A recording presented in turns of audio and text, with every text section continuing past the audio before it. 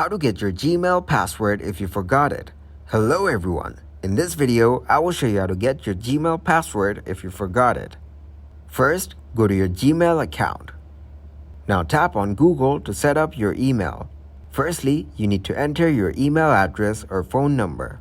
Tap on Next to proceed further. After that, tap on Forgot Password. Now enter your phone number that you provided in your security settings. Tap on Next to continue. Now, from the trusted device of this account, you need to approve this login and also select the number which was displayed on your screen. Also, you need to enter the verification code which you have received on your phone. If you don't have it, tap on Try Another Way. Now you will receive a recovery link on your recovery email you provided. You can easily get your account by following that link. Thank you guys for watching this video. Hope you got some value. Make sure to like the video and subscribe to the channel to get notified for new videos. See you in the next one.